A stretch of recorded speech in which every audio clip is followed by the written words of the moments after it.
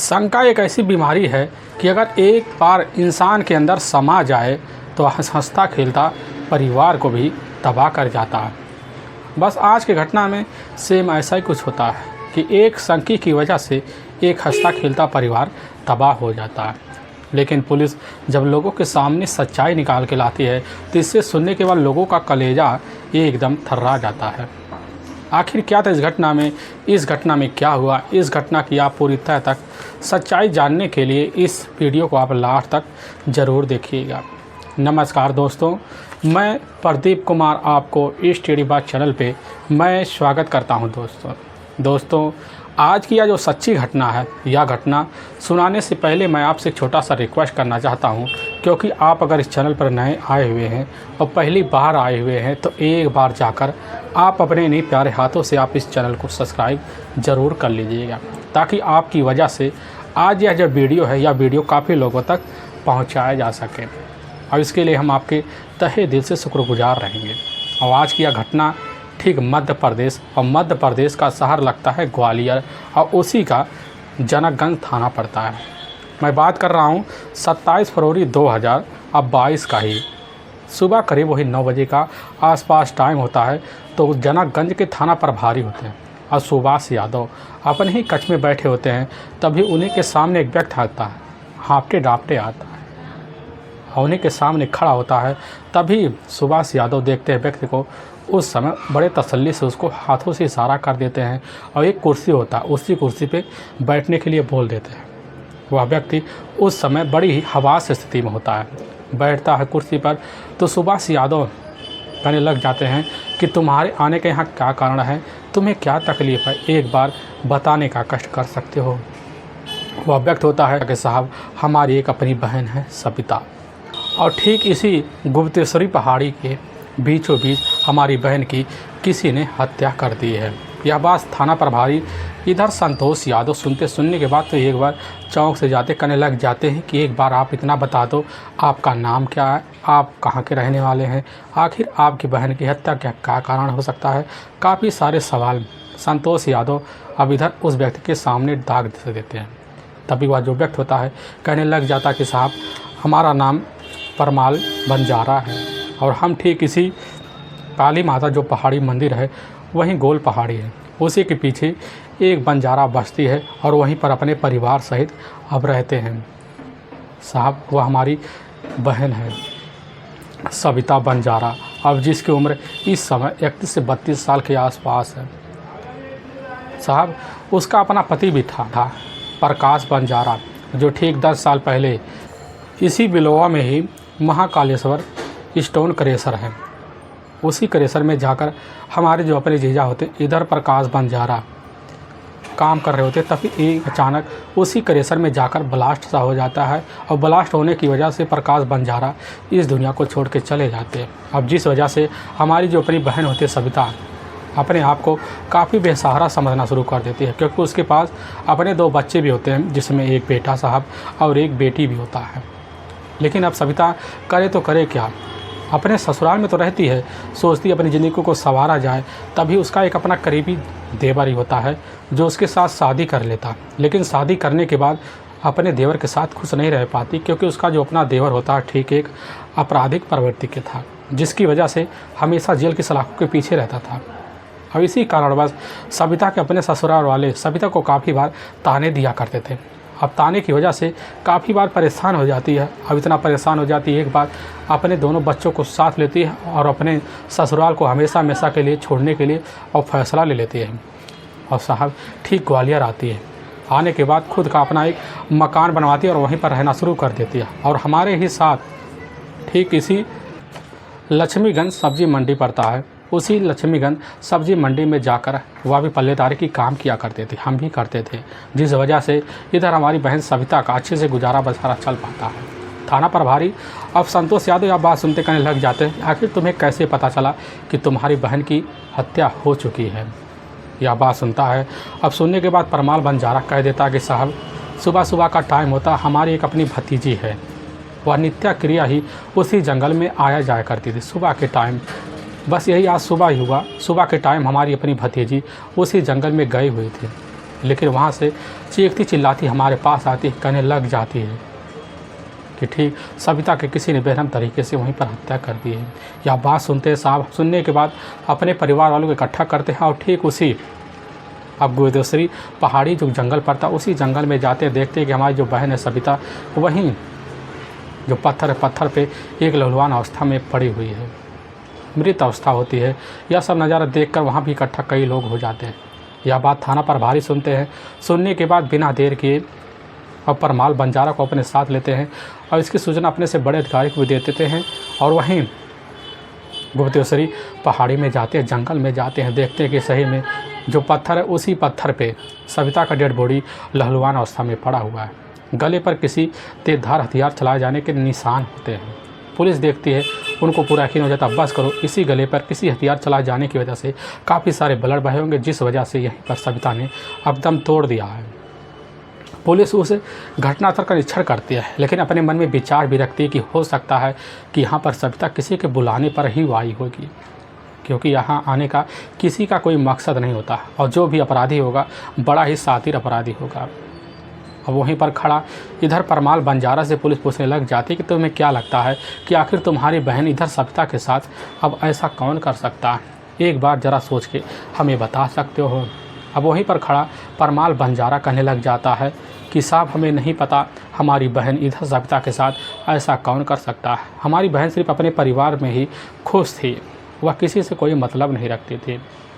Police वहां परमाल बंजारे से पूछताछ करती है। अब पूछताछ करने के बाद घटनास्थल का अच्छे से निरीक्षण कर लेती है। निरीक्षण करने के बाद इधर सविता के बॉडी का पंचनामा भर उठा के अपने ही जो नज़दीकी जो सरकारी अस्पताल होता है अब उसी में पोस्टमार्टम के लिए भिजवा देती है।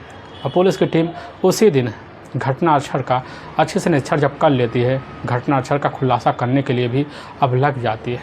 पुलिस अपने टीम से कुछ राय मशवरा लेती है। अपने थाने में जब आती है तो कुछ अपने बड़े अधिकारियों के साथ मीटिंग करती है और उन्हीं के साथ फैसला लिया जाता है। और कुछ खबरी होते हैं, उन्हीं खबरियों के तहत जाल बिछाए जाते हैं। खबरी लग जाते हैं कि आखिर सविता का क्या किसी से करीबी हो सकता है, क्योंकि जो जंगल होता है जंगल एकदम सुनसान होता है, वहाँ पर किसी अपने करीबी जाने और आने की सूचना किसी को नहीं हो सकता है। बस सविता अगर गई होगी किसी के बुलाने पर गई होगी। अब पुलिस यही सब जानने के लिए खबरी के ऊपर दबाव मारती है और खबरें अपने हिसाब से लग जाते हैं और जब उनके लग जाते हैं तो खबरी का जो मेहनत होता है बड़ी जल्दी रंग लाता है। तभी एक खबरी के द्वारा पुलिस को पता चल जाता कि ठीक असल में सविता का ही अपना एक करीबी हमसफ़र होता है जो कविता कई सालों से उसके प्रेम संबंधों में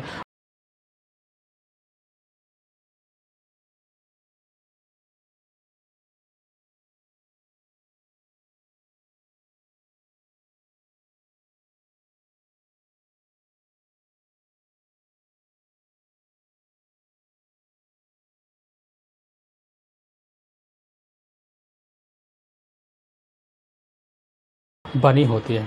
वह कोई और नहीं होता है, ठीक सविता से 10 साल एक छोटा उसके ही अपने पति का एक दोस्त होता है, साफ़ी कुल होता है।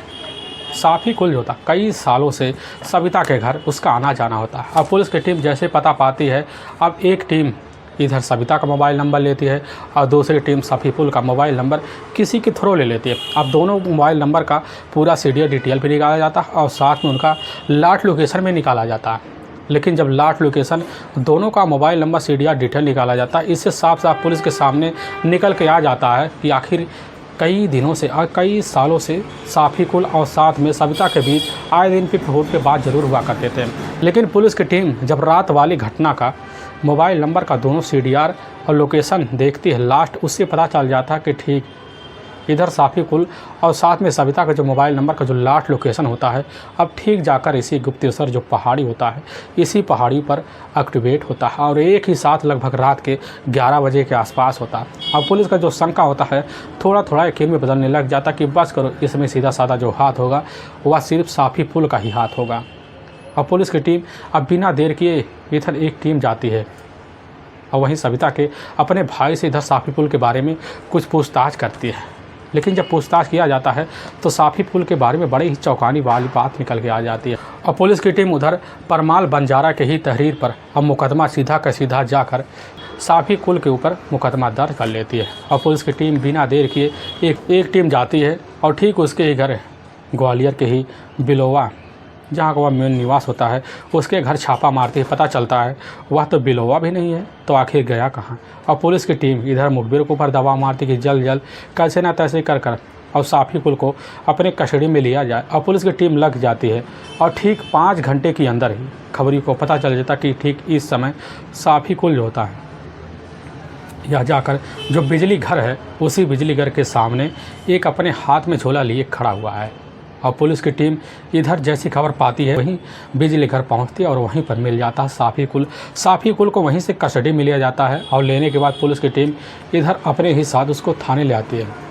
और थाने में इधर पुलिस की टीम बैठाती है। बैठाने के बाद जैसे ही साफ़ी कुल वहाँ थाना प्रभारी संतोष यादव को देखता है, देखने के बाद थर थर काँपना शुरू कर देता है। बिना किसी शक्ति दबाव के साफ़ी कुल पुलिस के सामने इधर अपनी जो प्रेमिका होती है ठीक 9 साल की सविता के बारे में अपना जुर्म कबूल कर लेता है। लेकिन जो सच्चाई रखता है इससे सुनने के बाद लोगों का कलेजा एकदम थर्रा जाता है। असल में ठीक साफ़ी कुल जो होता है 14 साल पहले पश्चिमी बंगाल का ही रहने वाला होता है। और साफ़ी कुल का अपने माता पिता भी होते हैं, अपने भाई बहन भी होते हैं।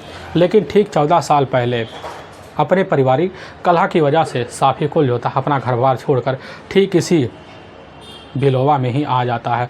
और जब आता है तो काम की तलाशी करता है। और लेकिन जहाँ पर इधर सविता का अपना जो पति होता है प्रकाश बंजारा काम किया करता, ठीक उसी महाकालेश्वर स्टोन क्रेशर में जाकर वह भी काम कर लिया करता था।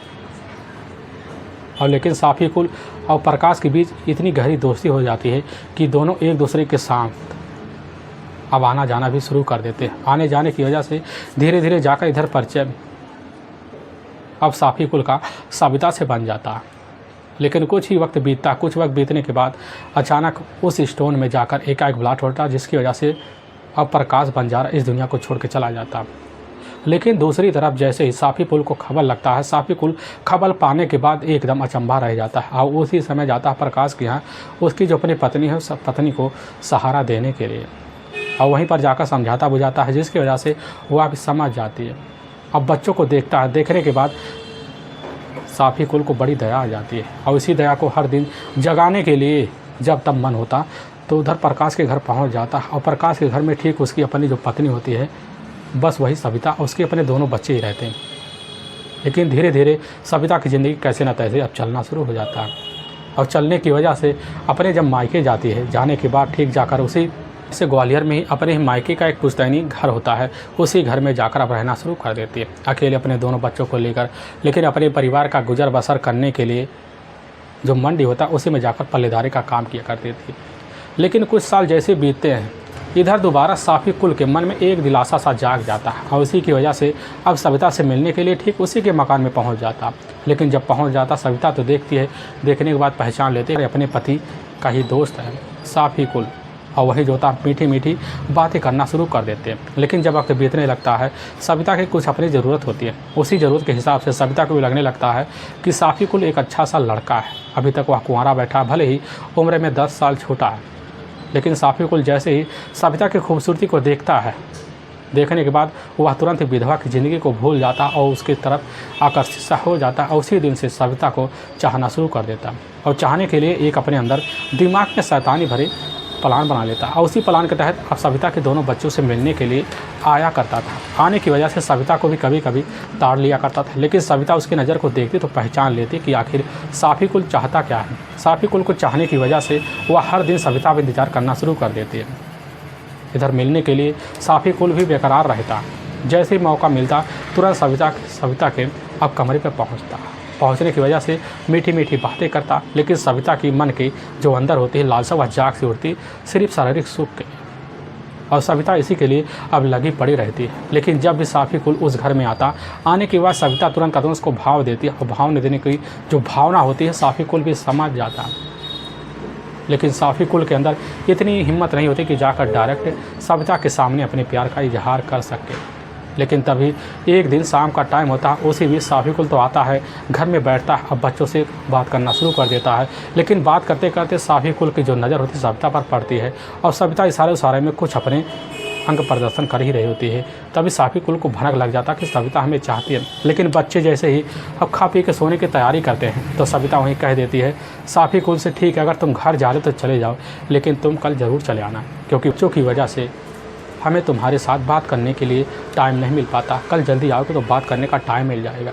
यह बात जैसे ही साफ़ी कुल सुनता हुआ समझ जाता कि बस करो, सविता चाहती क्या है, और दूसरे दिन का इंतजार करता है। दूसरे दिन का जैसे दोपहर का टाइम होता है, दोपहर के टाइम अपना बाइक लेता साफ़ी कुल और तुरंत ही ग्वालियर चला आता है। ग्वालियर आने के बाद कमरे में जाता पता लगता है सविता के दोनों बच्चे तो नहीं हैं। सविता घर में अकेली बैठी हुई है। लेकिन जैसे घर के अंदर दाखिल होता है उसी बीच सविता को पता चल जाता है कि लग रहा बस करो साफ़ी कुल ही आया है। वहीं बातों बातों में बोल देती कि दरवाजे पर कुंडी लगाकर अंदर ही आना, नहीं तो कोई अंदर आ जाएगा। यह बात समझता साफ़ी कुल तुरंत ही समझने के बाद अब करीब जाता देखता है कि सविता वहीं पर खड़ी हुई है, लेकिन उसके अंग को देखकर एकदम मोहित हो जाता है। इधर बिना देर की सविता इशारा करने के बाद साफ़ी कुल को अपने हाथों में लेने के बाद अपने बेडरूम में ले जाती है और वहीं पर संबंध बना लेती है। लेकिन संबंध का जो तृप्ति मिलता है, मिलने के बाद इधर सविता आए दिन अब इंतज़ार करना शुरू कर देती है। लेकिन ना कभी साफ़ी कुल सविता से दूर रहना चाहता था और ना कभी अब सविता भी साफ़ी कुल से दूर रहना चाहती थी। दोनों एक दूसरे के बिना इस दुनिया को नहीं जीना चाहते थे। बस दोनों का ज़िंदगी ऐसे चलता रहता। ऐसे चलते चलते 1 महीने का वक्त बीत जाता है, लेकिन अभी तक इसकी भनक किसी को नहीं लगी थी। इधर दोनों की ज़िंदगी बड़े प्यारे लफ्ज़ों में चलना शुरू हो जाता है। लेकिन जब भी मन होता है साफ़ी कुल अपनी बाइक उठाने के बाद सीधा का सीधा ग्वालियर में ही आकर सविता के ही कमरे में पहुँच जाता और वहीं रिश्ता रखता। और सविता को यह रिश्ता बड़ा अच्छा सा लगता। लेकिन इस रिश्ते की जानकारी कभी ना उसके अपने भाई को भी लगती है, ना किसी बंजारे वाले बस्ती को लगती है। और ऐसे चलते चलते लगभग पूरा का पूरा 9 साल का वक्त बीत जाता है। सविता इस तरह साफ़ी कुल के प्यार में दीवानी हो चुकी होती है, ना उसको कुछ अपना ना कोई पराया दिखाई दे रहा होता है। लेकिन समय बड़ी तेज़ी से भागता है। ऐसे भागते भागते जब साल बीत जाता है तभी इसकी जो खबर होती है अब जाकर सिर्फ बंजारा बस्ती में और साथ में इलाकों में गूंजना शुरू हो जाता है। और गूंजने की वजह से लगभग कानों काफ़ी लोगों को खबर पहुँच चुकी होती है कि आखिर सविता और साफ़ी कुल के बीच क्या चल रहा है। इसकी जानकारी लगते ही लोग तरह तरह की बातें करते हैं। लेकिन इधर साफ़ी कुल और साथ में ना सविता को कोई फ़र्क पड़ने वाला होता है, या तो दूसरी दुनिया में रमे हुए होते हैं।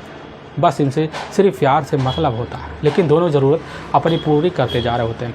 तभी एक दिन इधर सविता का जो अपना बड़ा बेटा होता है उसी का जन्मदिन आ जाता है। तो इसी बीच साफ़ी कुल आता है और सविता को अपने साथ लेता मार्केट ले जाता है। उधर सविता साफ़ी कुल के ही पैसों की बदौलत पूरी मार्केट कर लेती है, अपने हिसाब से खरीदारी करती। खरीदारी करने के बाद शाम के टाइम साफ़ी कुल के साथ सविता अपने कमरे पर आती है। आने के बाद जैसे ही कमरे में घुसती तो देखती है कि वहाँ पर एक व्यक्ति पहुँचा हुआ है, पहले से अनजान होता है। साफ़ी कुल दरवाजे के अंदर जैसे घुसता देखता है सविता उस अनजान व्यक्ति से हंसी ठिठोले कर रही हैं। यह सच्चा नज़ारा देखकर साफ़ी कुल का जो दिमाग होता है वहीं ठंडा जाता। उसके मन में बस करो शंका वहीं घर कर लेता है कि यह कोई और नहीं होगा, यह सिर्फ सविता का ही अपना पुराना आशिक होगा। और तुरंत वहाँ बिना कुछ कहे तहे साफ़ी कुल अपने घर बिलवा चलाता है। आने के बाद जैसे शाम का टाइम सोने लग जाता है तो उसके दिमाग में तरह तरह के सड़नतें आने लगती है। वह सोचने लग जाता कि बस करो वह सविता का अपना कोई प्रेमी है और उसी के साथ सविता अब रिश्ता रख रही है, इसीलिए हमसे सविता का जो लगाव कम होता जा रहा है। और वहीं पर साफ़ी कुल सोच लेता है कि हमें लग रहा है सविता को अपने रास्ते से ठिकाने लगाना पड़ेगा, क्योंकि सविता ने हमारे ज़िंदगी के साथ खिलवाड़ किया है। और उसी रात वह ठान के बैठ जाता है कि हमें चाहे जिस हद तक गुजरना पड़े अब हम सविता को ठिकाने लगा देंगे।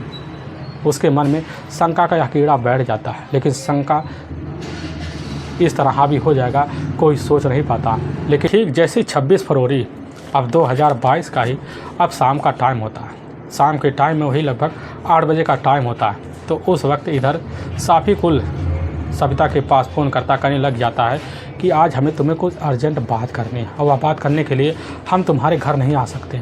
अगर लेकिन तुम्हें बात करना है तो बताओ हम तुम्हारे हिसाब से कहाँ आए। यह बात सविता सुनती कहने लग जाती है क्यों ना हम दोनों आज अपनी मुलाकात गुप्तेश्वरी जो पहाड़ी है उसी के बीचों बीच किया जाए। यह बात सुनने के बाद तुरंत ही उस वक्त अपने प्लान के तहत साफ़ी कुल हामी भर लेता। उसको भी लगने था बड़ा अच्छा सा मौका है, बड़ा अच्छा सा स्थान है। कह देता ठीक है हम उसी गुप्तेश्वरी के पहाड़ी पर आ जाएंगे, तुम भी उसी जंगल में आ जाना। और सविता यह बात सुनने के बाद अब जैसी रात का 10 बजे के आसपास टाइम होता है, सविता अपने दोनों बच्चों को, जिसमें एक बेटा और एक बेटी जिसकी उम्र घटना के वक्त एक 10 साल का एक 8 साल का होता है, उस वक्त सविता अपने दोनों बच्चों को सुलाकर अपने बताए हुए जगह पर सविता पहुंच जाती है। लेकिन जब पहुंचती देखती पहले से वहीं पर साफ़ी पुल खड़ा हुआ है। साफ़ी पुल को देखकर एक बार मुस्कुरा पड़ती है और वहीं जाकर पास खड़ी हो जाती। साफ़ी पुल उससे बात करते करते उसको अपने मोह माया में ले लेता है, लेकिन अपने ही जेब से एक तिरछा नुकीला हथियार निकालता और उसी वक्त सविता से कहने लग जाते कि बताओ वह तुम्हारा करीबी कौन है। सविता कह देती है कि वो हमारा करीबी नहीं, वो हमारा अपना करीबी दोस्त है। लेकिन उस वक्त साफ़ी कुल कह देता कि बताओ उसके साथ तुम्हारे रिश्ते कितने हैं। वह मना कर जाती है, वह कहने लग जाती है ऐसा कोई रिश्ता नहीं है, ना कोई आज तक बना है, ना हमने अपने मन में कभी सोचा है। लेकिन उस वक्त साफ़ी कुल के मन में सिर्फ कीड़े समाये हुए थे और यह शंका का कीड़ा उफान मार रहा होता है। और एक बार सविता के ना कहने के बाद ही तुरंत ही अपने जेब से वही नुकीला हथियार निकालता और सविता के गले पर लगाता और तेज़ से खींच लेता, जिसकी वजह से सविता एक कटे हुए ब्रिज की तरह वहीं गिर जाती है और वहाँ से फरार हो जाता। फरार होने के बाद अपने घर की तरफ जाता है और घर में जाकर आराम से सोने की तैयारी करता है। अपने कपड़े जाकर अपने ही बाथरूम में धो लेता है और धोने के बाद उस नुकीले हथियार को एक अच्छे से पन्नी में लपेटता है और लपेटने के बाद सुबह का इंतज़ार करता है। सुबह का जैसे ही अब टाइम होता है जंगल में आता है, जंगल में फेंक देता है और तुरंत वहीं खड़े होकर इंतज़ार करने लग जाता है। आखिर प्रेमिका के इस खबर को कब लोग जान पाएंगे। लेकिन जैसे उसको पता चल जाता है कि प्रेमिका के बारे में सारी खबर गाँव वालों को लग गई है और वहाँ से मौका पाते ही नाटक रचने के बाद वहीं जाकर इधर सरिता के अपने भाई के साथ शामिल, लेकिन उसका जो नाटक होता है खुद उसके लिए भारी पड़ जाता। लेकिन वाकई में दोस्तों पुलिस के सामने और जब यह सच्चाई आती है, आने के बाद पुलिस की टीम तो एकदम थर्रा जाती है। लेकिन पुलिस की जो अब इधर साफ़ी कुल को वहाँ की कोर्ट में ले जाया जाता है। कोर्ट में ले जाकर वहाँ कोर्ट में साफ़ी कुल के ऊपर काफ़ी गंभीर मामले मुकदमा दर्ज करके ले जाकर हमेशा के लिए अब जेल के सलाखों के